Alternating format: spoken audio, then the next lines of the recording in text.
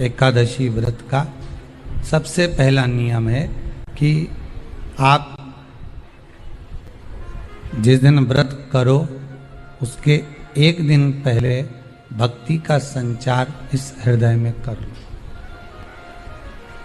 भक्ति का संचार इस हृदय में कर लीजिए। जिस दिन आप व्रत करो, जैसे एकादशी का व्रत कर रहे हो तो दशमी के दिन शाम का समय जब आवे, रात्रि जब होने लगे, शाम का समय आवे और रात्रि का आप जब भोजन ग्रहण करो तो उस भोजन में कोई ऐसा पदार्थ ग्रहण मत करिए जिस पदार्थ के कारण आपकी एकादशी बिगड़ जाए।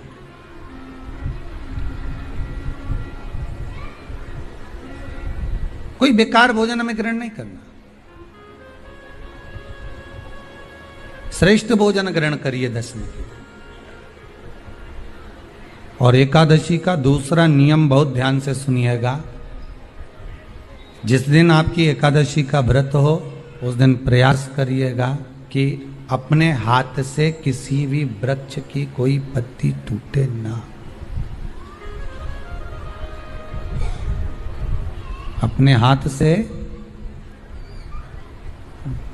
किसी भी वृक्ष की, पौधे की, किसी भी वृक्ष की पत्ती अपने हाथ से ना टूटे। बहुत ध्यान दीजिएगा महाराज। एकादशी का ये दूसरा नियम है कि अपने हाथ से किसी पौधे की, किसी वृक्ष की, किसी डाली की कोई पत्ती टूटे ना, कोई पत्ती ना टूटे, इसका प्रयास करिए।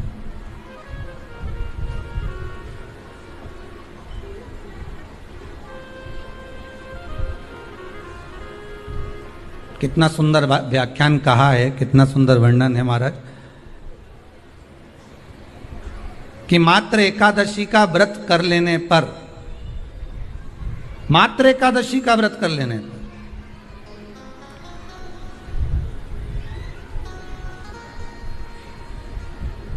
जो पूर्व में किया गया हमारा पाप कर्म है, हमने किसी जीव की हत्या करी है, हमने किसी को कष्ट प्रदान करा है, हमने किसी को अपशब्द कहा है, हमने किसी को ताने दिए, हमने किसी को आड़ा टेढ़ा कहा है, हमने किसी को गालियां दे दी है, मात्र एकादशी का व्रत ही कर लेने पर ये सारे जो दोष हैं वो समाप्त हो जाते हैं।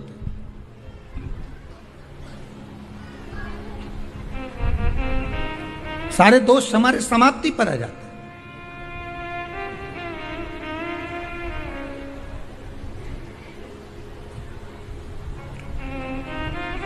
अब एक विचार करिएगा थोड़ा सा अपने मन में, अपने चित्त में, अपनी वृत्ति में एक बात उतारिएगा।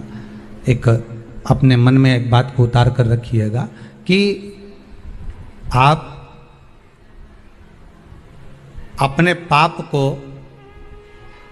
अपने पाप कर्म को जिस दिन छिन्न करने वाले हो, समाप्त करने वाले हो, अपने पाप को आप जिस दिन समाप्ति पर लेकर जा रहे हो तो उसके एक दिन पहले आपको प्रसन्नता होना चाहिए कि नहीं होना चाहिए कि कल मेरा पाप कटने वाला है, कल मेरा पाप समाप्त होने वाला है। जो मैंने पाप कर्म करा है वो समाप्त होगा, जो मैंने पाप कर्म करा है वो कल समाप्त हो जाएगा। तो एक दिन पहले आपके चेहरे पर प्रसन्नता हो कि ना हो।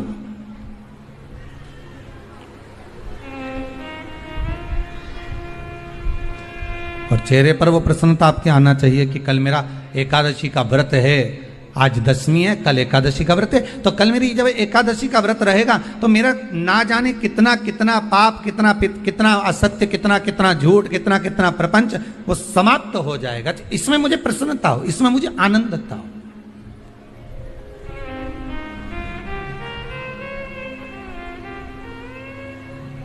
तो क्या कहा गया कि प्रयास करिएगा कि एकादशी के दिन कोई वृक्ष की, कोई डाली की, कोई कोपल की कोई पत्ती ना तोड़ी जाए। क्यों? तो कहा अगर उस पत्ती को हम तोड़ देते हैं, वृक्ष की पत्ती को या क्यारे में लगी हुई कोई डाली की पत्ती को हम तोड़ देते हैं तो एकादशी का पुण्य फल प्राप्त नहीं होता, एकादशी का कोई फल हमारे खाते में नहीं जाता, पुण्य फल प्राप्त। अब फिर भले तुम चाहे तुमने मोरदन खाया हो, चाहे तुमने फिर चिप्स खाई हो, चाहे तुमने फिर व्रत का कितना ही सामान खा गए हो और तुमने सोचा कि आज मेरी एकादशी है, तो फिर उसका कोई फल प्राप्त नहीं है, उसका कोई सुख प्राप्त नहीं है आपको, फिर उसका कोई आनंद प्राप्त नहीं है आपको, फिर उसमें कोई आनंद की अनुभूति आपको नहीं मिल रही। कितनी एकादशी है? जम के बोलो। 26। जो भगवान विष्णु के पास जाकर निवेदन करी थी वो निर्जला थी, निर्जला। इसलिए सारी एकादशियों में निर्जला एकादशी की महत्वता शास्त्र प्रमाण करता है महाराज। पर हिंदू धर्म के 3 व्रत ऐसे बता दिए जिन व्रतों का पुण्य समाप्त नहीं हुआ।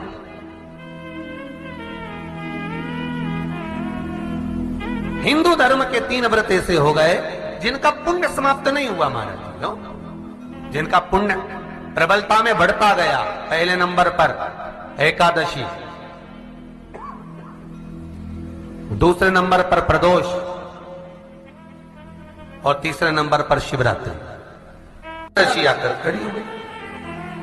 अब निर्जला के दिन शिव महापुराण की कथा कहती है, स्कंद पुराण कहती है कि आप वर्ष भर की एकादशी का क्रम भले ना करें, पर निर्जला एकादशी के दिन जो तुलसी हम ठाकुर जी को समर्पित करते हैं, वो तुलसी, ध्यान देना, वो तुलसी अगर मान लो आपके पास में रखी है, निर्जला एकादशी के दिन भगवान ठाकुर जी को, शालिग्राम जी को, लड्डू गोपाल जी को आपके घर में, आपके मंदिर में जो आपने भगवान को तुलसी समर्पित करी है, वो तुलसी मान लो तुम्हारे पास रखी है और कोई व्यक्ति को बहुत ज्यादा कष्ट है शरीर में, बहुत कष्ट है, थोड़ी सी वो तुलसी चढ़ी हुई ठाकुर के चरणारविंद की, आप उस जीव को धो तो सही, आधा घंटा इंतजार करो, स्वास्थ्य में अंतर आना प्रारंभ हो जाता है उस निर्जला का। क्योंकि निर्जला ऐसी एकादशी है जिसने जगत में जाकर, देवताओं के पास जाकर निवेदन करा है जग कल्याण। जितनी भी माताएं एकादशी का व्रत करती, बहुत ध्यान से सुनना आज की कथा को, शायद जिंदगी में मिली ना मिली, पर ये कथा का रिश्ता तो बहुत ध्यान से सुनना।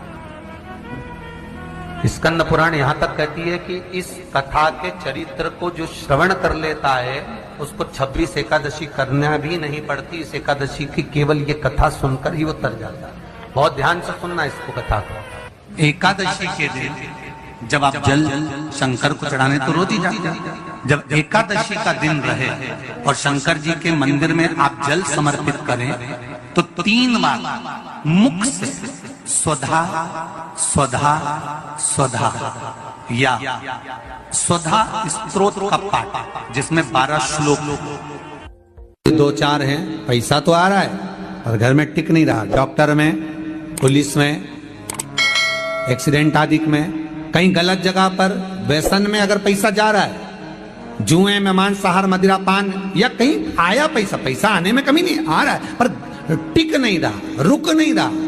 कोई मांगने आ गया, दे दिया, फिर वहां से अपने पास नहीं आ रहा, अपन कह रहे हैं भैया हमारा पैसा लौटा दो, नहीं आ रहा। तो महाराज शिव महापुराण की कथा कहती है एकादशी के दिन गंगा के जल में मात्र 7 बेलपत्री डालकर जो नंदीश्वर भगवान, अर्थात जो शंकर जी के शिवलिंग के सामने नंदी होता है, उस नंदी के चरण पर गंगा का जल चढ़ाकर बेलपत्री शिव पर समर्पित कर देता है, उसके घर में रुपया रुकना चालू हो जाता है। फिर वो गलत जगह पर नहीं जाता, गलत स्थान पर वो धन जाएगा ही नहीं। तूने स्वीकार किया, मांग तुझे क्या चाहिए।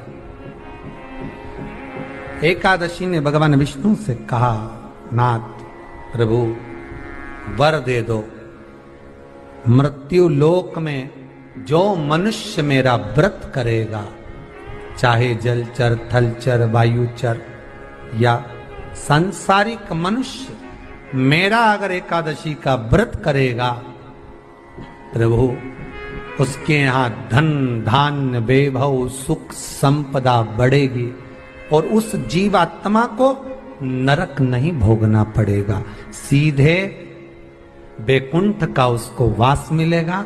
जब जीव आत्मा को लेकर चला जाएगा। यम के दूत जब बंदी बनाकर ले जा रहे होंगे उस जीवात्मा को जिसके प्राण छूटे होंगे, यम के दूत जब बंदी बनाकर ले जा रहे होंगे, तब मुझे वर दो कि मैं इसका हाथ पकड़कर बेतरनी से पार उतार कर सारे नरकों से निकालती हुई आपके धाम में लेकर आऊं।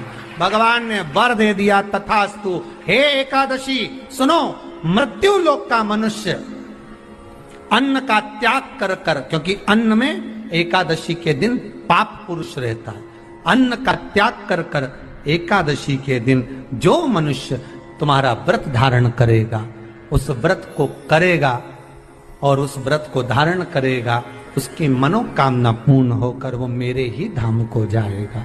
ये तो हुआ एकादशी के जन्म की कथा। एकादशी कई लोग इसको धन के लिए भी करते हैं, संपदा के लिए। संपदा के लिए अर्थात जिसका व्यापार नहीं चलता, जिसके घर में पैसा नहीं आता, या नौकरी नहीं लग रही, या सर्विस नहीं लग रही, आप अप्लाई कर रहे हो, जगह जगह जाकर इंटरव्यू भी दे रहे हो और पैसा नहीं आता, तो उसके लिए भी प्रयास किया जाता है। पर उसके लिए यहाँ पर जो धन के लिए करते हैं, उसके लिए विष्णुपदी के लिए करते हैं। मतलब जैसे गंगा के जल में तुलसी के 11 पत्ते डाले जाते हैं और उसको किसी भी नारायण के मंदिर में, राम कृष्ण शिव शंकर नहीं, राम कृष्ण भगवान विष्णु दत्त आदि जितने नारायण के मंदिर हैं, उस मंदिर में किसी भी पात्र में, एक छोटे से पात्र में उसको भरकर रखी जाते हैं महाराज। उससे भी जॉब सर्विस नौकरी में सफलता प्राप्त हो जाती है। परंतु वो भी एकादशी को ही होता है। कुछ देर तक पात्र को रखा जाता है, फिर वही पात्र का जल किसी भी वृक्ष के नीचे डाल दिया जाता है, उससे भी नौकरी के लिए फायदा मिलता है। गंगा का जल कोई साधारण नहीं।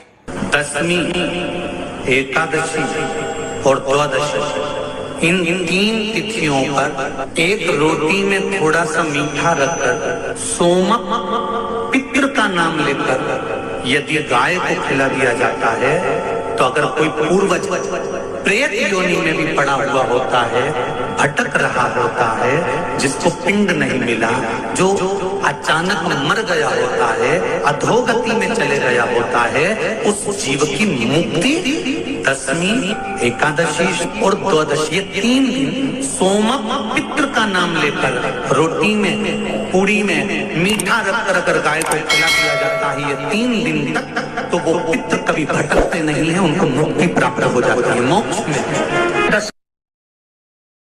नहीं, एकादशी है कौन, क्यों इसकी इतनी प्रधानता है, क्यों इसकी पुण्यता है? ऐसा क्या है एकादशी में जो इसकी पुण्यता मानी जाए? कौन है ये जो भगवान नारायण तक एकादशी का व्रत करते हैं? सुभद्रा जी को भगवान जगन्नाथ ने, जगदीश ने एकादशी का व्रत कराया था। बद्रीनारायण भगवान को माता लक्ष्मी ने एकादशी का व्रत कराया था। क्यों?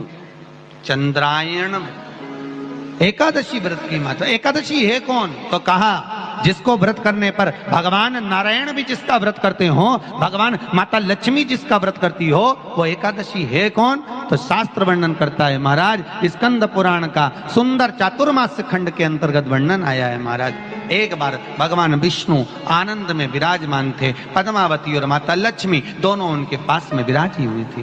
भगवान लक्ष्मी और पद्मावती दोनों बैठी, एक सिर के पास, एक चरण के पास।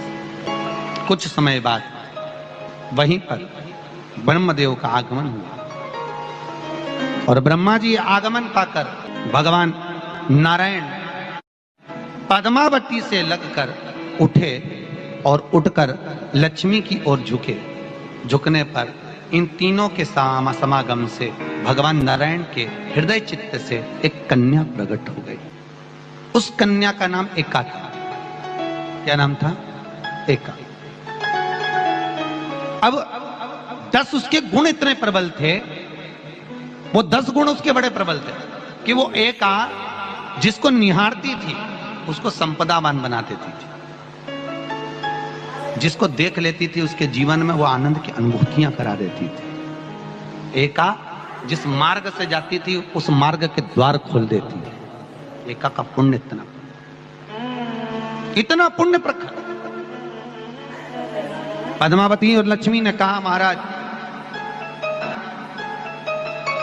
ये बेटी आपके द्वारा निर्मित हुई है, इसका कन्यादान करना चाहिए। हमारे यहाँ हिंदू धर्म में रीति है, जिस दिन कन्यादान करा जाता है उस दिन व्रत रखा जाता है। अब आजकल रखते कि नहीं रखते मालूम नहीं। और कन्यादान करते समय व्रत रखा जाता है, व्रत रखना। एका का कन्यादान करना है, भगवान बोले कन्यादान करें, किसको दें? एका किसको दी जाए? एका प्रदान किसको करी जाए? पुण्यता किसको दी जाए? भगवान नारायण ने उसी समय मांग तुझे क्या चाहिए। एकादशी ने भगवान विष्णु से कहा, नाथ प्रभु वर दे दो, मृत्यु लोक में जो मनुष्य मेरा व्रत करेगा, चाहे जलचर, थलचर, वायुचर या सांसारिक मनुष्य, मेरा अगर एकादशी का व्रत करेगा, प्रभु उसके यहां धन धान्य वैभव सुख संपदा बढ़ेगी और उस जीवात्मा को नरक नहीं भोगना पड़ेगा, सीधे बैकुंठ का उसको वास मिलेगा। जब जीव आत्मा को लेकर चला जाएगा, यम के दूत जब बंदी बनाकर ले जा रहे होंगे उस जीवात्मा को जिसके प्राण छूटे होंगे, यम के दूत जब बंदी बनाकर ले जा रहे होंगे, तब मुझे वर दो कि मैं इसका हाथ पकड़कर बेतन्नी से पार उतार कर सारे नरकों से निकालती हुई आपके धाम में लेकर आऊं। भगवान ने वर दे दिया, तथास्तु। हे एकादशी सुनो, मृत्यु लोक का मनुष्य अन्न का त्याग कर कर, क्योंकि अन्न में एकादशी के दिन पाप पुरुष रहता है, अन्न का त्याग कर कर एकादशी के दिन जो मनुष्य तुम्हारा व्रत धारण करेगा, उस व्रत को करेगा और उस व्रत को धारण करेगा, उसकी मनोकामना पूर्ण होकर वो मेरे ही धाम को जाएगा। ये तो हुआ एकादशी के जन्म की कथा। एकादशी के दिन शंकर भगवान को चावल का दाना चढ़ाना चाहिए कि नहीं चाहिए?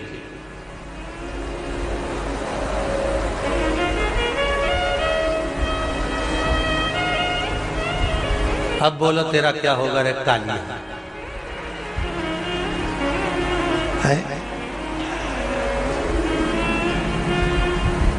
चलो ठीक है। बीमार व्यक्ति से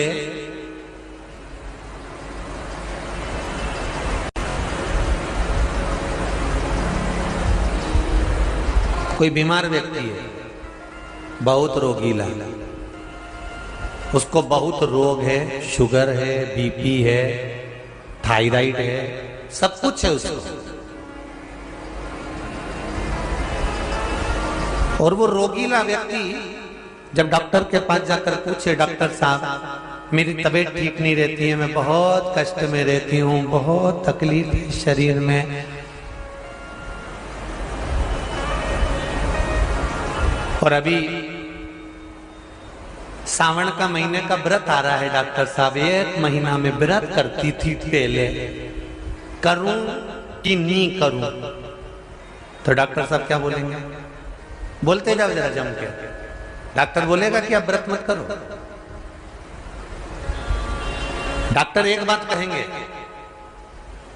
शरीर स्वस्थ रखना है, व्रत बाद में हो जाएगा, अगले वर्ष कर लेना, पर अभी शरीर को सही रखने के लिए दोनों समय अच्छे पेट भरकर सात्विक भोजन करो और अपने शरीर को ठीक करो। सात्विक भोजन अपने शरीर को, व्रत बाद में भी हो जाए, अगले वर्ष हो जाए।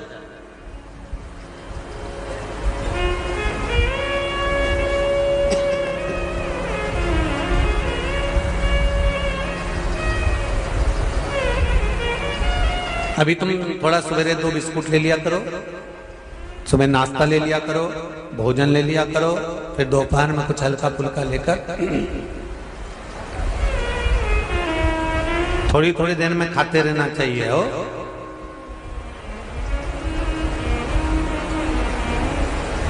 थोड़ा थोड़ा खाओ, थोड़ी थोड़ी देर में खाओ, एक साथ सुरसा जैसे मत निपटा जाओ,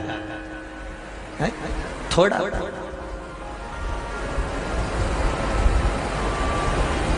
ज्यादा खाओगे और ज्यादा कमाओगे तो दूसरों को कष्ट नहीं होगा, कष्ट खुद को होगा।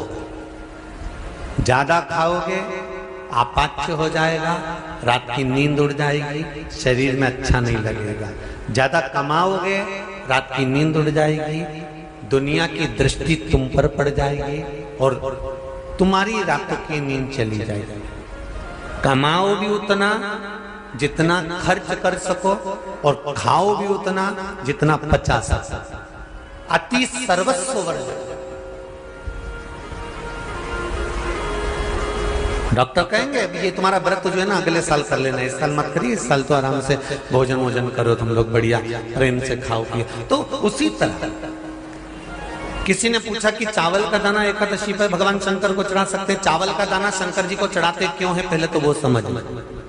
बेलपत्री का तो महत्व आपको बार बार बताया कि बेलपत्री शिव जी को क्यों चढ़ाई जाती है, कहीं रोग के लिए, कहीं बीमारी के लिए, कहीं किस कार्य के लिए, कहीं कोई कार्य के लिए, कहीं कोई कार्य के लिए। चावल का दाना अगर हम शंकर भगवान को चढ़ा रहे हैं तो क्यों चढ़ा रहे हैं, उसका कारण क्या है? चावल का दाना शिव को चढ़ाने का केवल एक कारण रहता है कि चावल को अक्षत कहते हैं।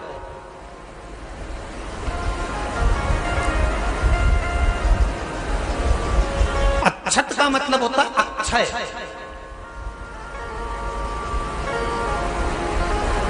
अभी हमारे यहाँ एक तिथि आने वाली है, अक्षय तृतीया। उसका मतलब क्या होता है? अक्षय, जिसका कभी क्षय ना हो।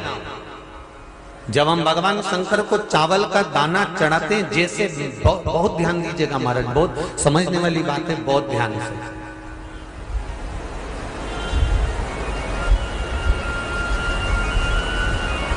चावल का दाना हमारे मस्तक पर तिलक करने के बाद पंडित जी क्यों लगाते हैं कि भगवान जैसा समय आज चल रहा है, आप पूजन कर रहे हो, पाठ कर रहे हो, दान कर रहे हो, पुण्य कर रहे हो, सत्कर्म कर रहे हो, भजन कर रहे हो, मेरा देव अधिदेव महादेव, मेरा नारायण, मेरा सत्यनारायण भगवान, मेरा राम जी, मेरा विष्णु जी, मेरा भागवत मैया, मेरी रामायण मैया, ब्राह्मण मस्तक पर तिलक लगाने के बाद चावल इसलिए लगाता है कि जैसा समय आज चल रहा है, भगवान तुमको ऐसा ही समय बनाकर रखे और तुम ऐसे ही चार चांद लगाते रहो, दान पुण्य संकीर्तन करते रहो। इसलिए मस्तक पर चावल का दाना लगाया जाए।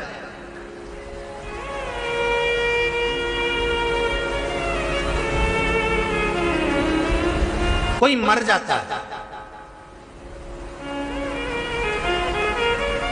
मरने के बाद जब तक पगड़ी नहीं होती तब तक माथे पर तिलक, चावल का दाना लगाया जाता है। जम के बोलो जरा, नहीं लगाते।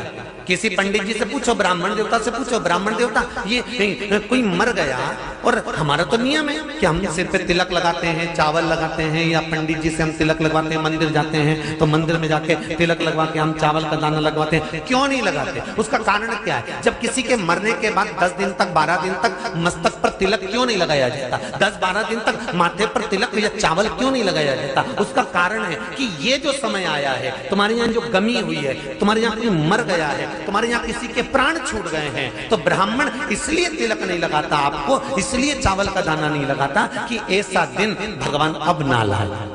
इसको अमर ना करे, इसको अक्षय ना करे, इसको प्रबल ना करे।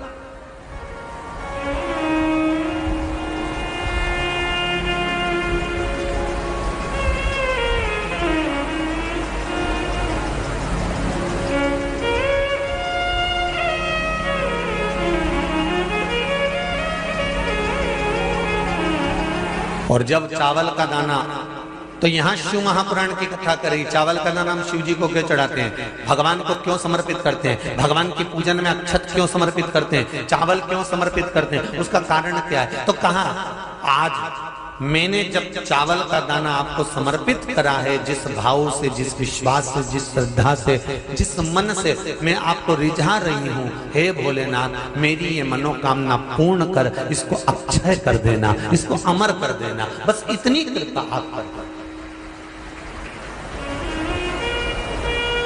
अब किसी ने पूछा एकादशी के दिन चावल चढ़ाए कि नहीं चढ़ाए, तो यहां तो सीधी सीधी बात है,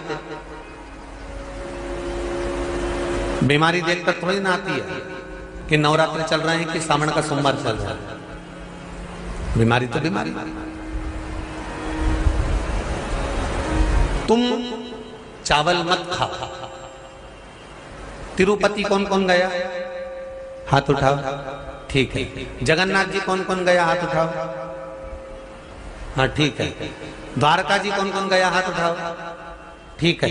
बद्रीनाथ कौन कौन गया? हाथ उठाओ। ठीक है। एकादशी के दिन कभी तुम बद्रीनाथ चले जाओ, एकादशी के दिन तुम द्वारका चले जाओ, एकादशी के दिन तुम तिरुपति चले जाओ, एकादशी के दिन तुम जगन्नाथ चले जाओ, एकादशी के दिन तुम्हारी मर्जी पड़े भगवान के किसी धाम में चले जाओ और भगवान को भोग लगाओ और उनकी थाली को झांक कर देखना, उसमें चावल जरूर मिलेगा। उसमें ऐसा नहीं है कि चावल नहीं मिलेगा। बद्री नारायण में भगवान को चावल का भोग लगा हुआ मिलेगा, द्वारका में चावल का भोग लगा हुआ मिलेगा, आपको जगन्नाथ में चावल का भोग लगा हुआ मिलेगा, तिरुपति में मिलेगा, द्वारकाधीश में मिलेगा, नाथू द्वारा में मिलेगा, सांवरिया सेठ में मिलेगा, काकरोली जी में मिलेगा। आप जहां जाओगे वहां पर एकादशी के दिन भगवान को चावल आएगा, क्योंकि भगवान के लिए परहेज नहीं है।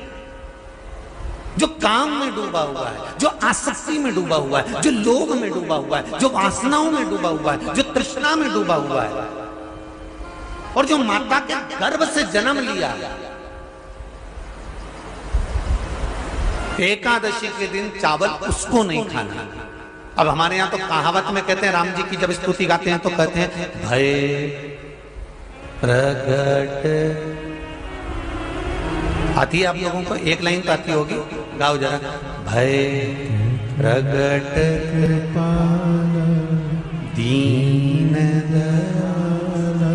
कौशल्या। अब रामचरितमानस में कहा भय प्रगट कृपाला। प्रगट मतलब एकदम सामने आ गए। यहां लिखा है पेदा भय लाला। अगर तुलसीदास जी लिखते तो जन्म लिया होता राम जी ने तो तुलसीदास बाबा लिख देते कि पैदा भय, माता के गर्भ से इनका जन्म। नहीं नहीं नहीं, यहाँ कहा भय प्रगट कृपा।